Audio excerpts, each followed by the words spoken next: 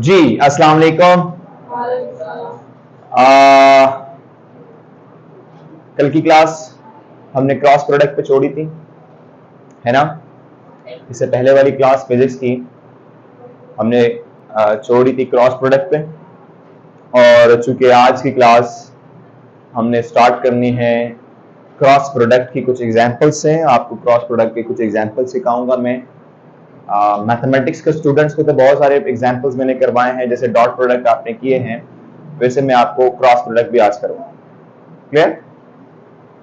कल की आखिरी जो हमारी क्लास खत्म हुई थी वो डायरेक्शन पे खत्म हुई थी कि डायरेक्शन जो है किसी भी क्रॉस प्रोडक्ट का जो रिजल्टेंट निकलता है उसकी डायरेक्शन जो है वो हम कहां से निकाल सकते हैं ना। इसके बाद खत्म हुई थी हमारी।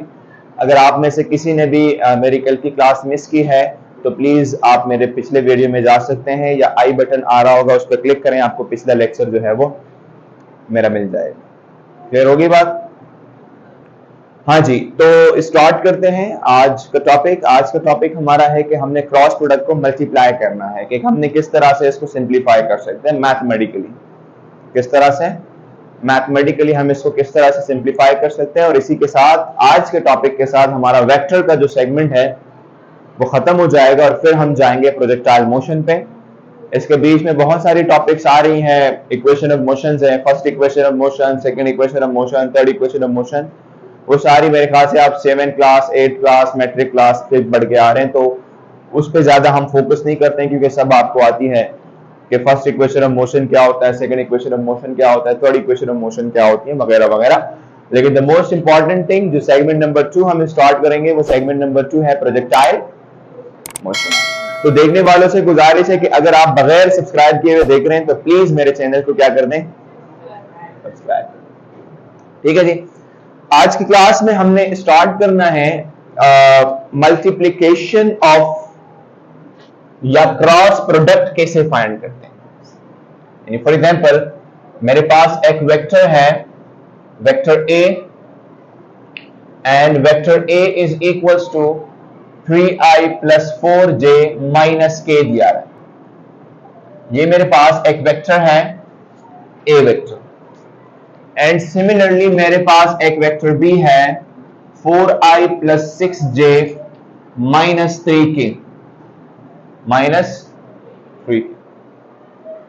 तो मेरा बच्चा, मैंने आपको ये बोला कि हमें इसकी क्रॉस प्रोडक्ट कैसे निकालनी है, ये आज मुझे आपको सिखाना है कि इसकी क्रॉस प्रोडक्ट कैसे निकालनी, इनको क्रॉस कैसे करते हैं। जैसे अगर आपको याद होगा मेरे पिछले लेक्चर्स में मैंने आपको इसकी डॉट प्रोडक्ट निकालना सिखाया था कि डॉट प्रोडक्ट कैसे निकालते हैं।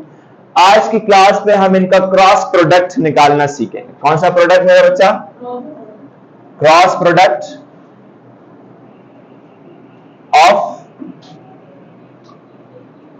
टू वेक्टर्स, के दो वेक्टर्स को क्रॉस किस तरह से किया जाता है। नाउ मेरे पास एक वेक्टर ये है, दूसरा वेक्टर ये है, यानी मैंने ए क्रॉस बी निकालना है, तो that is equal to vector a है मेरे पास 3i plus 4j minus k, and cross आएगा बीच में, और वेक्टर बी है मेरे पास 4i plus 6j minus 3k। Dot तो बिल्कुल सिंपल था कि हम इसको इसके साथ मल्टीप्लाई करते थे तो जो आता था वही हमारा आंसर होता था। जे वाला जे के साथ, के वाला के के साथ मल्टीप्लाई होता था और उसका मैग्नीट्यूड हम इजीली निकाल सकते थे। राइट, समझ गए? But the biggest question is cross. Cross के लिए हम इसको मैट्रिक्स फॉर्म में लेके आते हैं। किस फॉर्म में लेके आते हैं? याद रखो, ध्यान देना जरा मेरा बच्चा। जैसे ए क्रॉस बी है मेरे पास, ए क्रॉस बी मुझे करना है, मैट्रिक्स फॉर्म में लाना है। सबसे पहले आपने मैट्रिक्स ड्रॉ करनी है। ऊपर जो वाली रो है उसमें आ जाएगी आई जे के। बात समझ में आ गई? क्या आ गई? आई जे के। यही तीन कंपोनेंट्स है ना, एक आई कंपोनेंट, एक जे कंपोनेंट, एक के कंपोनेंट। यहां भी आई जे के है, तो आई जे के तीनों जगह पे आ गया भाई। अब इसके नीचे के दो रो रहते हैं, जिसमें एक ये वाले जो कॉफिशिएंट है, जो वेक्टर ए के कॉफिशिएंट है वो आएंगे, जो मैग्नीट्यूड है वेक्टर ए के, सॉरी, वो आएंगे, जो है 3 4 -1। यहां कुछ नहीं है तो 1 है, और माइनस साथ में लगा है तो -1। और नीचे वाले में क्या आएगा बच्चा? 4 6 -3। इस फॉर्मेट पे आपने इस मैट्रिक्स को लेके आना है। सबसे पहले देखो क्या आई जे के, फिर ये 3, ये 4, ये -1, 4 6 माइनस का 3, यहां तक कोई प्रॉब्लम नहीं है। ओके जी, अगेन चलते हैं, a क्रॉस b चुके मुझे निकालना है, तो vector a cross vector b बराबर हो जाएगा। अब इसको चूंकि मैंने आपको कहा कि ये रो 1 है, ये रो 2 है, और ये क्या है, रो 3। This is R1, R2 and R3। अब चूंकि मुझे क्रॉस निकालना है तो मैं एक्सपेंड कर दूंगा इसको, क्या कर दूंगा, एक्सपेंड कर दूंगा R1 से, और R1 क्या है, फ्रॉम R1 से। कहां से मैंने इसको एक्सपेंड किया, R1 से इसको एक्सपेंड करना है, खोलना है। सो A क्रॉस B जो मैंने एक्सपेंड करना है, ये दोनों वेक्टर्स हैं, this is equals to I से एक्सपेंड कर रहा हूं। अब आपने मैट्रिक्स पढ़ा होगा, जब हम इसको यहां से खोलेंगे तो ये नहीं लिखेंगे, ये नहीं लिखेंगे, जो बीच का बचेगा वो लिखेंगे, और वो क्या है, 4। यहां तक बात समझ में आ गई। फिर अकॉर्डिंग टू एक्सपेंशन फॉर्मूला यहां पे माइनस आएगा, और साथ में दूसरा टर्म क्या है, j, तो अब ये नहीं लिखेंगे और ये नहीं लिखेंगे, जो इसके रो में और कॉलम में आ रहा है वो नहीं लिखेंगे, जो बचेगा 3 - 1 4 - 3, 3 - 1 4 - 3, और आखिर में एक्सपेंशन फॉर्मूले में प्लस आ, देखो पहले प्लस का, फिर माइनस का, फिर प्लस का आता है, तो ये प्लस आ गया इसके साथ, और जैसे प्लस आता है यहां बचा क्या है, k। अब चूंकि ये k नहीं लिखेंगे ये वाला, और ये वाला नहीं लिखेंगे, 3 4 4 6, ये हमने इसको क्या कर दिया, एक्सपेंड कर दिया। यहां तक कोई प्रॉब्लम है, कोई प्रॉब्लम है किसी को? ओके जी, इफ अगर देखने वाले को कोई प्रॉब्लम है तो नीचे कमेंट कर।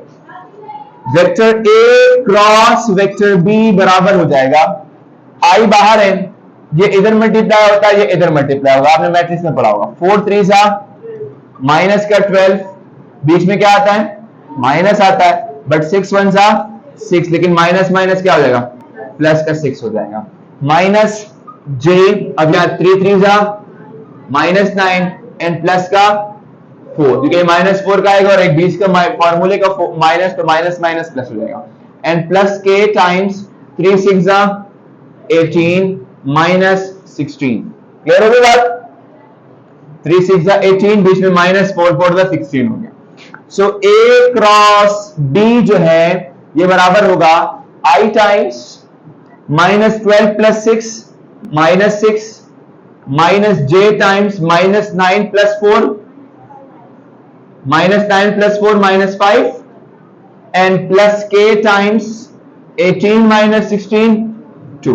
तो भाई आखिरी स्टेप है हमारे पास, A क्रॉस B बराबर होगा -6i, -6i नजर आ रहा है पीछे वाले को, देख लेना, ऊपर कर ले जाओ, -6i माइनस माइनस क्या हो जाएगा, प्लस, ये 5 है ना, तो प्लस का 5j एंड प्लस का 2k। यहां तक हमारा A क्रॉस B जो है वो क्या हो गया, वाइंड अप हो गया। क्या हो गया मेरा बच्चा, ऐसे हम जो है वो A क्रॉस B निकाल सकते हैं।